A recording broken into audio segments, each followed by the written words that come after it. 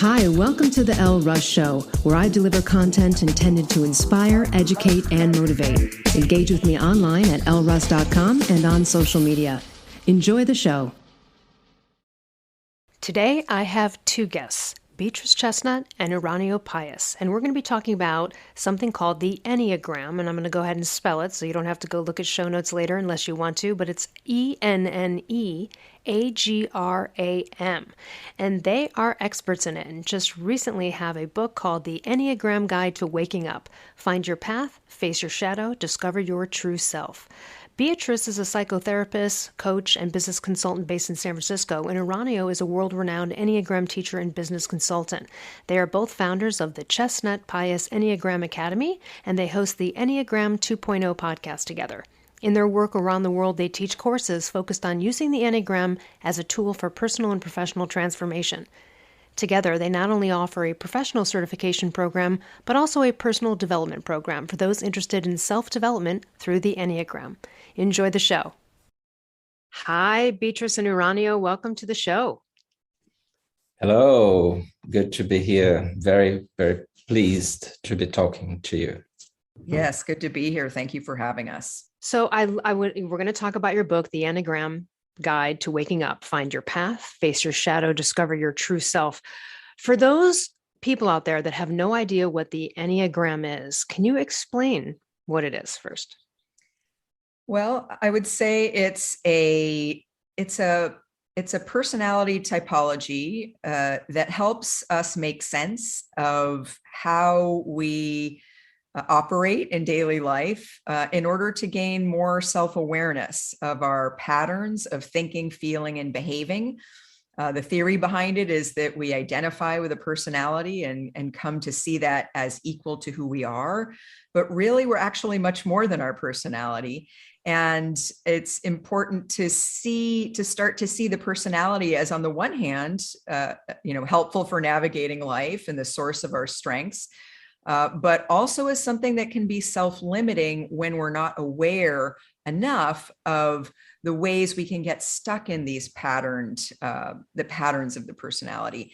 And so the Enneagram actually has roots in ancient wisdom teachings that say, how can we be all that we can be? How can we transform and change into a higher version of ourselves, or to be more effective or happier or satisfied in life? And it's through gaining more awareness of these patterns. And the Enneagram provides like a very detailed, accurate map of the personality patterns of 9 different types. Right. So, and anyone can go online and take a free Enneagram test and sort of see what their type is and kind of have it explained. Uranio, how do you feel about the Enneagram in a way that you would if someone asked you on the subway, hey, what is this about? I think B summarized really well what the Enneagram is as a typology, but what I usually try to convey is that it's more self-development than self-knowledge, meaning that we study the Enneagram to get out of our issues and our boxes in a way that we want to overcome our personality limitations. And as a system, the Enneagram shows you how to do that in different ways for each of the 9 types, and also with very interesting resources. Like we talk about the arrows on the Enneagram, and what are they? They are connected points to your own type that work as resources for growth. And if you use them wisely, you will experience higher levels of awareness. So it's all about awareness, really. And it's about being your best version possible. So we'll go through or touch on briefly each one of the types. But Beatrice, why don't we start off with you? What is your Enneagram number? So I'm a type 2, and that is what we call a heart type. The Enneagram comes in 3 groups of 3 types based in one of 3 centers of intelligence of the human being: the body center, the heart center, and the head center. And 2 is a heart-centered type. And so my type is very focused on connecting with people, on relationships, on being someone that other people like and want to be around and think is important. So I'm a 2. And so as a 2, what did you learn? I mean, obviously, those are wonderful things about yourself. Those are wonderful qualities you've just expressed. What are some things you've learned as a 2 that you need to work on? What was your sort of discovering, facing your shadow? Yeah, great question. So when I learned my Enneagram type 30 years ago, a part of it was really a bit horrifying, right? Because Yes. I realized that I was really dependent on other people's view of me, evaluation of me, approval of me in order to feel okay about myself in life. And so part of what I realized is I needed to become more the center of my own experience instead of putting more attention on basically measuring how I'm doing based on what you think about me. So would that mean that some 2s are in danger of being people pleasers? Oh, definitely. Yeah. Okay. Yeah. Because I see that there. Yeah, definitely people pleasers. And again, if you're spending all your energy pleasing other people, sometimes that's not the right thing to do. Sometimes you're going to try and not please people. And you're also focusing on others at the expense of putting more attention on yourself, on what do I need? How do I feel? Like one of the things I saw that I would do is I would expend a lot of energy on trying to get a particular person to like me or approve of me, without even really asking if I liked that person. Yes, that's an interesting conundrum. That happens a lot too. Sometimes, or even in a relationship, someone's like, I want to get back together with that person. You're like, why? All you talk about is how much you can't stand this person. Doesn't even sound like you really admire them. It's just this interesting. Yeah. Yes. Or you're not even asking the question if you like them or not. Right. It's all about if they like me.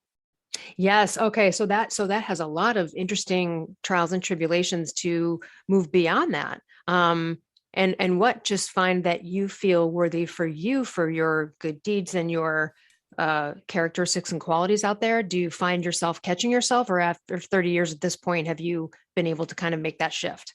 I definitely catch myself in a lot of this. And one more thing I would add that I think is really interesting is that help. So one of the ways that 2s try to get people to like them is by supporting others and helping others. And what another dark side, another shadow element is that help is the sunny side of control. And that's a quote from Anne Lamott. And it's like 2s really don't see in the beginning how supporting others can be manipulative. And so that's almost like overgiving too sometimes can be as well. Exactly. So I've really seen now I'm much better at noticing, okay, what are my motives? And what am I really doing here in the way that I'm communicating, or the things I'm thinking about this person, or the way I'm trying to kind of engineer a relationship, as opposed to letting it unfold more naturally. Mm-hmm. What about you, Uranio? What's your number? And I guess the same questions. What did you notice about yourself that resonated with the Enneagram? And then what are things that you've overcome or been able to shift into where you see there might be weaknesses in that number? I am a type 5, which means I'm very different and complementary to B. And when we work together, that shows, right? We are very complementary, and I'm way more mental than emotional. Meaning that I need to be reminded about this need for someone to like me. It's completely different, and I don't pay much attention if people like me or not, and that is not necessarily good. It's because of some distance that I keep to other people. And one of the things I learned when about 26 years ago I got to know the Enneagram is that I was not as developed emotionally. 5s don't use emotions. They are fearful of feelings, and therefore we don't develop much in that area. And we think that the head solves all issues. And the risk is also seeing the body as just a support for the head, and intellectualizing life in many different ways, and also becoming a bit too theoretical and not very practical. I had to see my pattern of disconnecting, my pattern of trying to be self-sufficient, and just instead of feeling or sensing stuff, I would think of these things, but not have a direct experience. And I could feel comfortable, but not really joyful. And we have trouble both receiving and giving as fives. And I definitely had that. And still have to a degree, but I can, as you say, I can catch myself and I can choose to do it differently for the sake of my inner journey. And what do they call fives? I don't know if you mentioned that. Well, sometimes we call fives observers or intellectuals because they are really distant, and at the same time they try to learn from all situations, not only by reading or gathering and hoarding information, but also by looking closely to all that's happening. And they are great observers. So I took the Enneagram test several years ago. I retook it this morning. It's the same. So I'm an 8, and it's 8-3-5, so I guess the 3 and 5 are like the sister there. So one of the things that blew my mind is at the time, I don't know who suggested it, but there's old videos of this British guy, Ian McNay. I don't know if you're familiar with him. And he has conversations with several people on YouTube of each Enneagram type. And so I watched this video, and it was 3 people who were 8s who had studied the Enneagram their whole life, and maybe they were 60.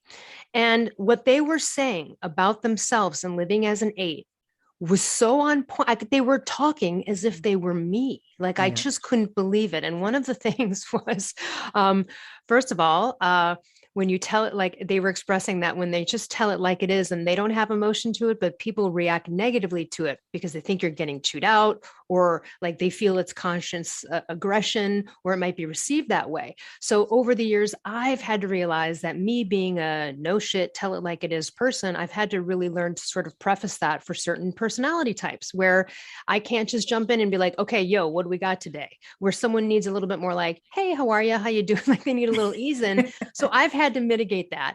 The other thing they said on this is so my journey is like, we don't want to take the risk of connecting and being vulnerable. And so we deny that vulnerability, which is a trait of alphas too. And so that is something I've had to work on. I've totally shifted and moved into that. But that was one of the things that I really resonated with them. And one of them said something that was interesting. She said, it's hard to be in a room with people that are like loving me, like a spiritual retreat, like just being in the room with that energy is uncomfortable. And I was like, that's probably why I don't like that group spiritual stuff too. It's the same thing. And then the other thing too is just this truth and justice, this like inability to accept like lying and injustices. And so I have that too. And one of the things this woman expressed on this interview that was like hit me in the face, and something that I've had to do is, I guess 8s have this issue with like compulsive confronting. So for example, if I'd see an injustice somewhere, even if it was people I didn't know, I would like jump in right away. And then that can be kind of dangerous, right? You don't always put yourself in the middle of people's business. And I had to learn like, hey, there's a time and a place, you can't choose every battle, but that we see that as a thing, we're almost just instantly compulsed to react. And so I just found so much, I resonated so much with these people talking about life as 8s. Yes, that's often the experience people have when they listen to people who are their same type describing their experience. And that's, I think, what's so powerful about the Enneagram is, the patterns are so clear. When you hear someone talking about it, it does seem like, wow, this is exactly what I experienced. And on the other thing too, one of the women was saying she used to be more of a human doing instead of a human being, that all of this energy she had sort of like embracing it within versus having to sort of do something with it.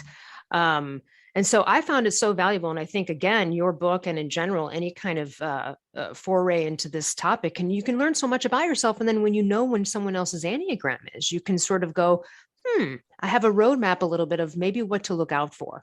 I don't know where we go from here. We've talked about 8, 5, and 2. Do you want to maybe just sort of run through the others we haven't mentioned, or maybe just go through all 9 quickly and briefly give us a little bit of a taste? I would just want to make a comment, if you Sure. don't mind first. I loved your summary for eights. What you said is not only about yourself, but most eights would say the same, just like you saw in that video. And it's interesting to notice that B is emotional, I am mental, and you are instinctual. So we have 3 centers of intelligence on the Enneagram, and our goal, if we are committed to our own development, is to open all 3 and use them according to the situation we're in. We all need all 3 intelligences, but I make my mental center, my head center, as a dominant one, and I don't use the other 2 intelligences as much. B does the same with the heart, and maybe you do a little bit of that with your gut. And, so you might be impulsive or be a little bit based on your senses and not thinking before doing. So I think this is a brilliant dimension of the Enneagram study too. Yeah. Beatrice, any thoughts on that? Or did you maybe want to run through us some of these other types so that people might be able to go, that sounds like me? Yeah. I'll just expand on what Uranio just said, because I think it's a really good point. And one of the things the Enneagram is all about. So for instance, you as an 8, you're very action oriented. Like you said, it's like you want to just go and do things. And there's a lot of energy for that. What's a little bit harder is to access vulnerable emotions, for instance, and share those emotions, or to stop, kind of slow your roll before you move into action to get something done and think it through more deeply. So I think that's just a great example I wanted to highlight in terms of how we each overdo the center that we live more from. And it throws us. And one of the things the Enneagram helps us see is how we're out of balance in our lives in certain ways so that we can create more balance. Yeah, I mean, I think I teared up many times watching these people because it was like they were sharing the story of my life, Yeah. It's brilliant to see also how the Enneagram describes motivations underneath behavior. So the reasons why we do what we do, not only, telling us what we do, which is something that usually we know about. So it's very special to talk about our unconscious and therefore to help us go beyond our patterns. Yeah. And I guess that made me think of another thing that they had mentioned too, these 8s, they were talking about this sort of having an initial compulsive of like needing to be courageous. Right. And so this has happened to me a few times. Like, for example, one time I was outside and there were 50 people at a party. We were all about to walk to some parade or something. And a guy came by on his bike on the street and he completely fell and got into an accident, like right there. Within less than a second, I ran over to the guy and everyone was frozen. And I thought, this has happened to me a few times in life. Like, why do I go jump to save? It was just, and it was like instinctually, like I didn't even have to think about it. It was just, oh my gosh, I have to go rescue. And so that also can be, again, like we talked about earlier, can be a little bit of a problem when rescuing of people from things, having, like overgiving and rescuing projects of people that maybe, again, are needy, not worthy, or, I guess you understand what I'm saying there. Yes, but it's also body wisdom. And this person was lucky that you were there and not me, as a mental type. You would have just thought about it. Yeah. I would. You would have observed from a distance. Yeah. Right. So I was hanging out with a bunch of 5s. They were all 5s then. Is that? Yeah. And then one more thing that's too much complexity probably for this discussion, but just to name is that there are 3 versions of each of the 9 types. So there are 3 kinds of 8s based on the instinctual level, whether someone is more self-preservation oriented instinctually, more social oriented, or like thinking about the collective, or more one-to-one oriented. And it sounds like you could be social oriented, because we hear from social 8s in particular that they cannot stop themselves from helping or doing something to create a more fair situation, or really sort of rescuing someone in need, bringing their own power to bear in support of others, or to protect others. That's very much of that particular kind of 8. So there are different levels of detail that you can access with the Enneagram. Yeah, and I think that goes to what I say in my second book about choosing your battles wisely. And that's what I've had to learn. And like one of those women expressed as well. She said she was on a train and some gang of kids were slashing seats with knives. And she immediately was like, hey, stop that, without thinking. They all had knives, and then she thought about, and it stopped them. And I guess they ran off the train. But she thought later, like, in hindsight, maybe that wasn't the safest move. You know what I mean? Exactly. And I just have to say, I think one of the titles of one of your books is the perfect title of a book written by an 8. Confident as fuck. Yep. Yes. If you couldn't even guess my Enneagram on that one. And, honestly, it kind of corresponds with I don't know how this relates to Myers-Briggs personality test, but my Myers-Briggs is also very similar to, what would be described as an 8. Yeah, exactly. So let's go through some of them. Maybe we can go 1 through 9 and just kind of rip through and kind of give a little bit of a synopsis on each. Sure. Yeah. We like to do it by the 3 triads. And since we've been talking about 8, it might be good to talk about 9 and 1 and then kind of keep going. Okay. So maybe I'll start and Uranio and I can trade off. Great. So 9s are, interestingly, they're also part of the body triad. Now 8s, 9s, and 1s are all at a deeper level. They have something to do with anger. Each triad of types is connected to a core emotion of the human ego. And for 8s, 9s, and 1s, it's anger.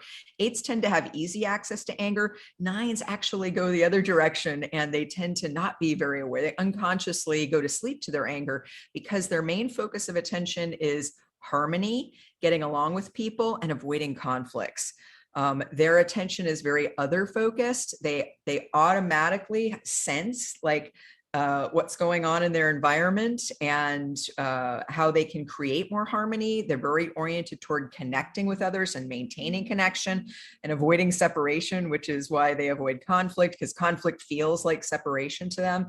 And they tend to be very easygoing, friendly, helpful, supportive, easy to get along with. So that would be type 9. Do you want to describe type 1, Uranio? Sure.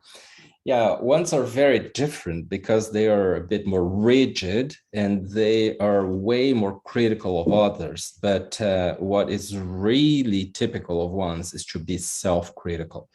So 1s have this inner critic voice that is with them all the time, and they seek for perfection. Sometimes they become perfectionistic, but not always. Sometimes they try to perfect others, or they try to embody a role model of perfection for people in general or society. But there's always something about trying to be good, the good guy, the good girl. And this is because 1s don't allow themselves to have as much fun and pleasure as other people do, and as they could, perhaps. So they become rigid because they are always going for duty first. And the attention pattern is looking at errors, mistakes, problems, things that are out of order. And they believe that they are the ones to solve those issues.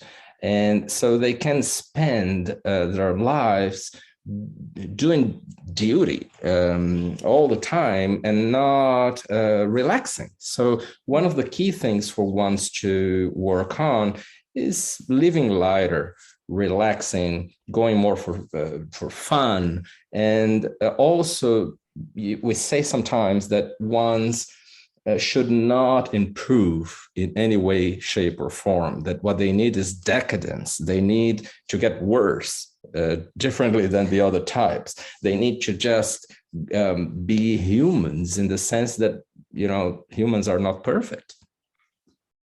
Very interesting. And, yeah.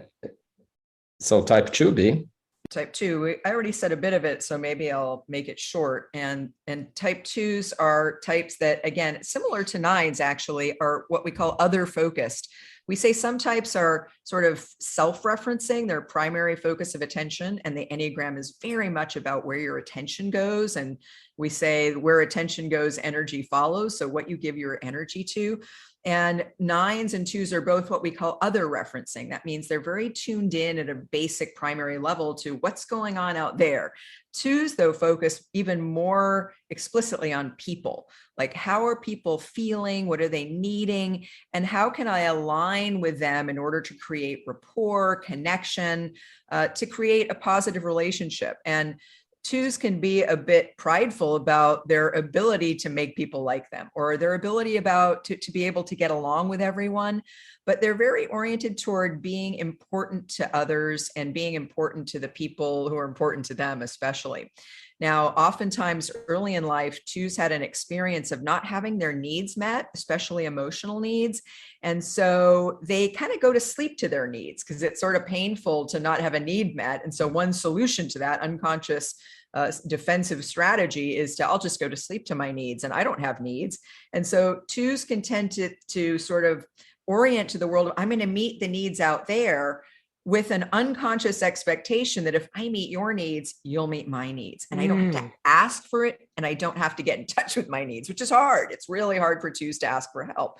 And so it's sort of like, I'm going to be a supporter or a giver in order that I will be supported in reciprocal fashion, although that is often not explicitly stated. So 2s get in trouble expecting people, certain things from people that they don't get, and then they get resentful or exhausted. Now, here's the thing. Sometimes 2s are simplistically presented in the world as givers and helpers, like they're going around helping people and wanting to meet people's needs all the time. That's not exactly true. It's more strategic. It's more of a defensive thing about, I'm going to be everything to you so that you'll be everything to me, so that you'll, be there for me when I need you. But again, that's an unspoken thing. And so sometimes that gets 2s into trouble. And so one of the big learning things is 2s need to recognize that sometimes they're giving to get, and they don't realize it. So would that mean that are 2s representative really of the people out in the world that might be in humanitarian endeavors, nurses, like caregivers? Is that a trend of professions for 2s? Yes, I would say definitely. 2s you find a lot of 2s in caregiving professions, therapists, nurses. I would say humanitarians, probably yes also, but I think you also find social dominant instinct driven people in humanitarian, like social 8s can be humanitarian, social 1s, social 6s, social 5s.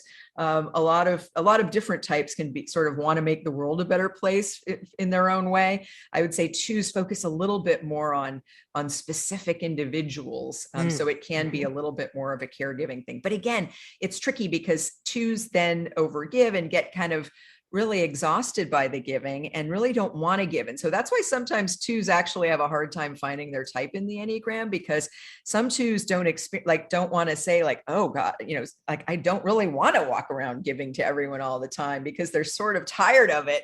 And I think we also need to recognize that there's something deeper underneath that. It's not just kind of altruistic or simplistic. Yes, good. Such a good point. What about 3s, Uranio? So you were talking about people who tend to be humanitarian. When it comes to 3s will be so if that's what you want them to be. And they won't be so if you don't really want them to be this. So what 3s are about is becoming what others expect them to be. So they are the shapeshifters of the Enneagram, although 2s can be a little bit of that too. And to a degree, everybody can do that. But 3s do that unknowingly, meaning that their problem is called self-deceit.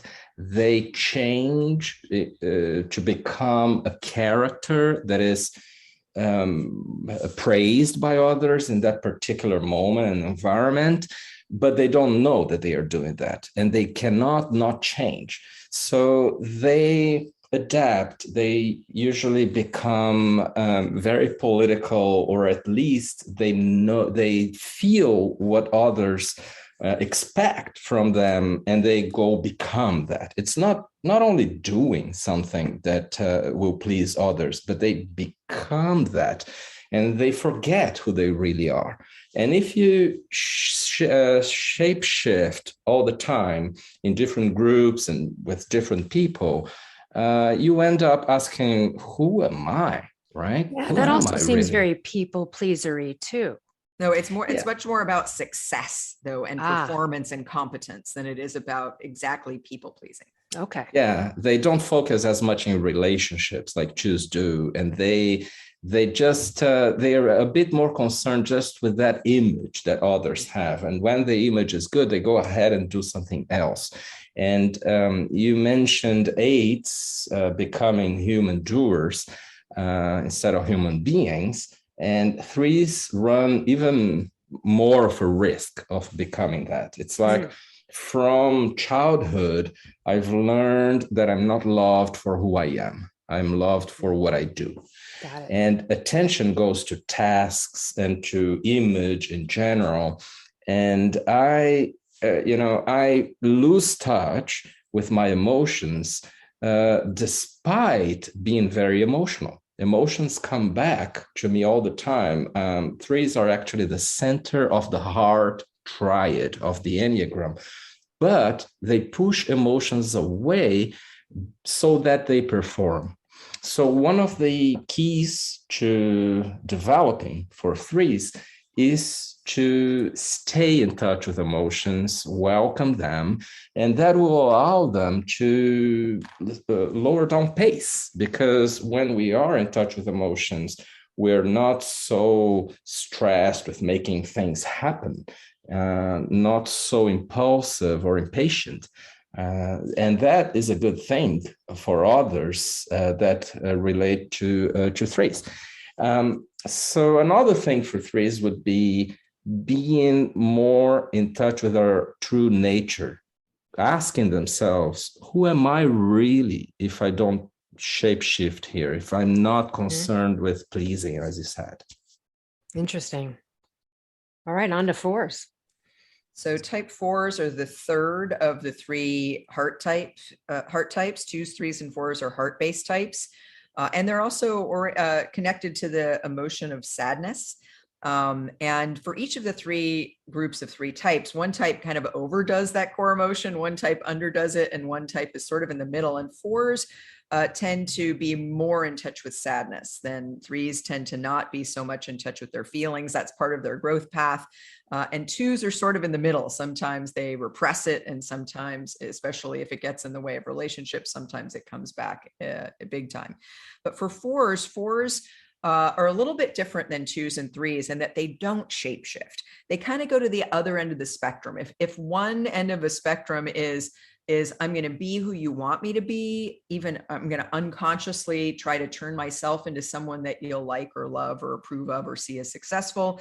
The other side of that spectrum is I'm going to be who I am, and I'm going to be authentically me, even if you don't like me, right? And fours are a little bit more oriented toward authenticity. But the price of that is often feeling a sense of I'm not good enough, because they don't match maybe the ideal of what they think people are supposed to be, or what people think they're supposed to be, or what other people are like that is positive. So they compare themselves to others a lot in terms of what I'm supposed to be like, and then realize, well, I don't have what I'm not as successful as that other person. I'm not in that great relationship that other person is. So there must be something wrong with me. So at a deeper level, fours, even though they have this kind of sort of courage or drive to be authentic and say, hey, this is who I am, take it or leave it. At the same time, they also suffer for that, because it can feel like I'm not enough as I am. Now, fours' attention goes very much to their internal experience. So they're self-referencing, whereas twos and threes are other referencing. And they pay a lot of attention to their inner world, and especially their emotions. So whereas threes kind of over-identify with, say, their work persona or whatever it is they are in life that makes them seem successful, fours over-identify with their emotions and their internal world and maybe their fantasies. They can tend to be oriented toward the past in terms of sort of feeling like they've lost something, that was good in the past, which sort of leaves them with something missing. But also they can long for an idealized future. And both of these things can sort of leave them feeling very much aware of what's not as good as it could be. So they live a little bit in that sort of a sad, sometimes depressed kind of place of like things aren't as good as they can be. And so they can tend to be not content. Now, on the upside, they tend to be very, emotionally intuitive. Like they're the person you want to talk to if you're going through something difficult emotionally. Like a lot of my psychotherapist friends are fours, and they're very intuitive emotionally. They can kind of sense what's going on in a group that's not the elephant in the room, and they're truth tellers. They're often motivated to bring out the inconvenient truth that people don't want to see, because, and again, often it's to be of service. Like, let's all look at what's really going on here so that we can really deal with it. Fascinating. And I guess we've already gone through 5. So maybe, Uranio, you can tell us about 6. Okay. Yeah. I just want to add, if you don't mind, one thing about 5s, and that is privacy.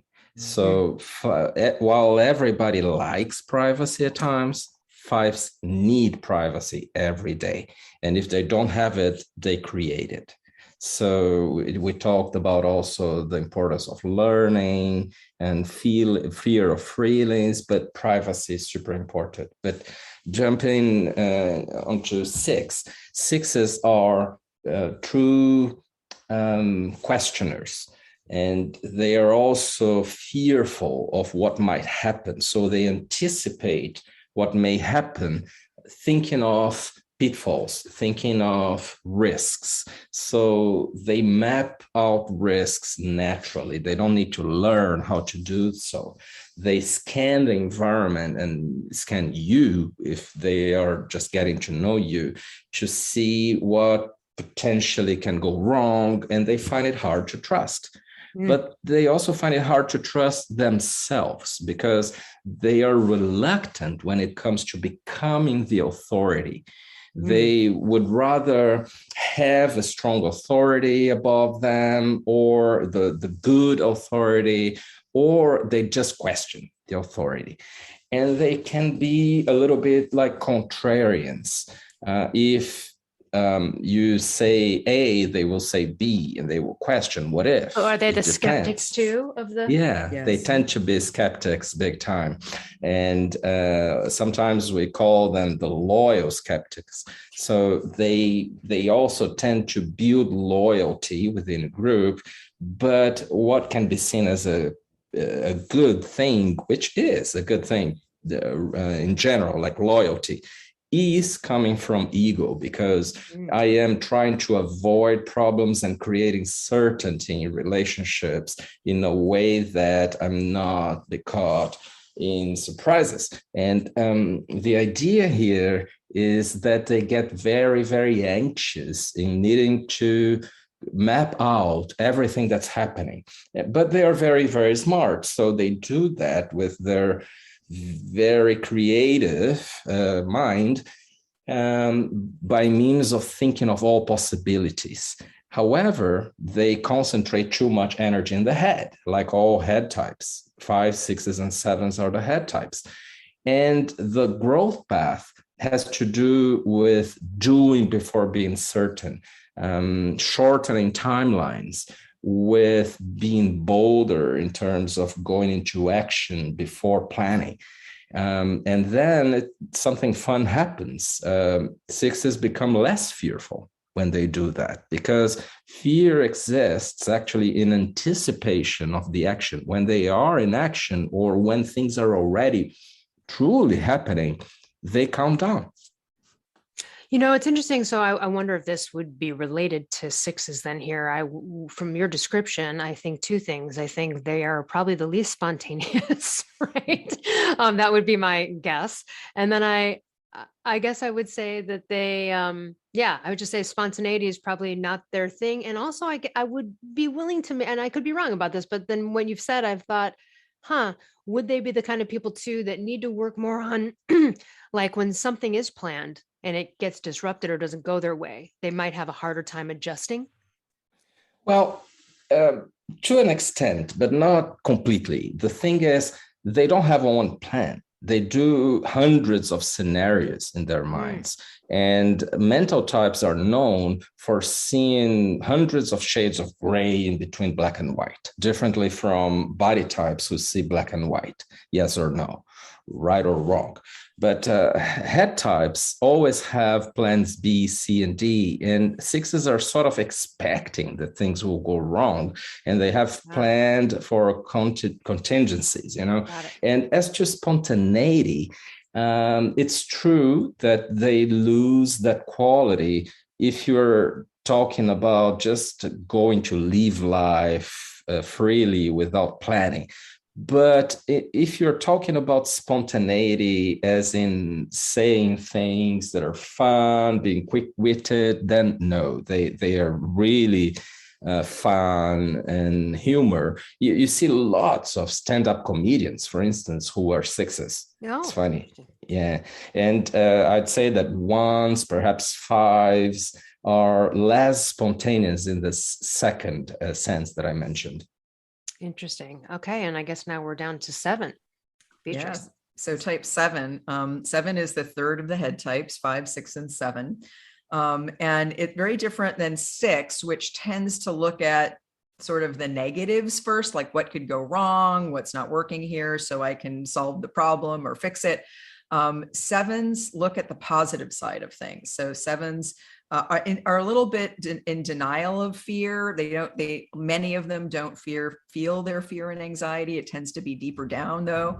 But they tend to really focus toward thinking about possibilities, thinking in innovative ways. They're very futuristic. Like they like imagining all the different possibilities of the ways they could do something. They love brainstorming and thinking of new ideas. They like whatever's novel.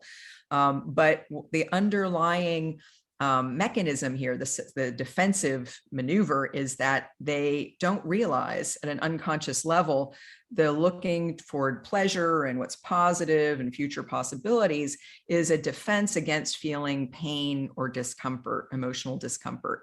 So most 7s at the beginning of the journey, they'll really relate to the description. Oh yeah, they tend to be fast paced. But that fast pace is a little bit like skimming along the surface of life and just doing what's fun and pleasurable and not allowing yourself to sink into the moment in life, because you don't know what you'll find. What if there's a hard feeling? What if there's some anxiety? And so 7s just habitually move away from whatever's painful. It could be having a difficult discussion with my spouse. It could be like, oh, there's someone I work with that I kind of need to work something out with, but I don't really want to talk about it. There's an avoidance of what feels difficult, painful, challenging, especially emotionally and interpersonally, and going into the head and thinking of a lot of interesting ideas. They're very out of the box thinkers.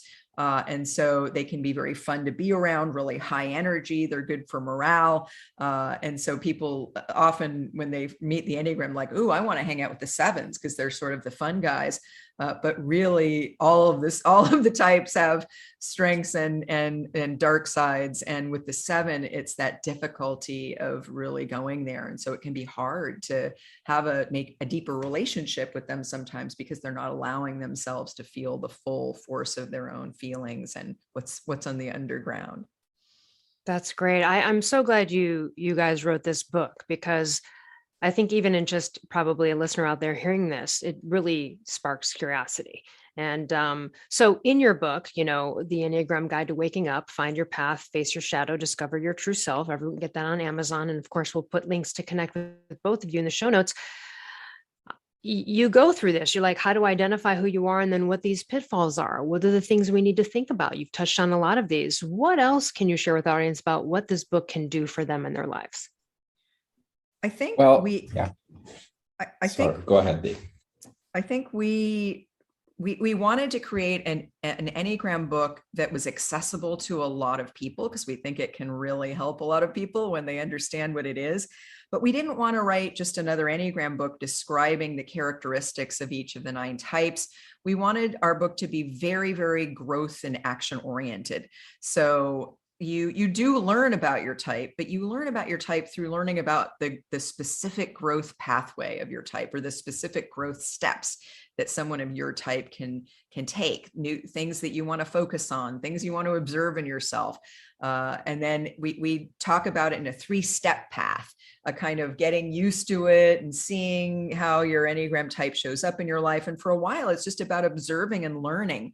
But then at a certain point, it's about looking deeper and really wrestling with some of the shadow side of your type, and really looking at blind spots and making unconscious patterns more conscious. And then we talk about the 3rd stage is sort of where you're getting to, sort of the good news at the end of the journey. If you really do some, inner work, and inner work takes effort, to really face some of these unconscious habits, because they're there for a reason. So it's fair. I would say it's very growth and self-development oriented, but something that you can pick up. And especially if you are doing it with your friends or other people in your life that are also on a self-development path, it can be an exciting thing that really deepens your experience through using this model. Yeah, we tried to do a book that is very concise and straightforward, both in going straight to the points of understanding what it takes to be each of these 9 types, and in knowing what you need to do to go beyond your pattern and to develop. So we still consider it an introductory Enneagram book, but it's already aiming to help people develop and do inner work. And we've been getting feedback that it names exactly what each of us need to do to get in a higher state of consciousness.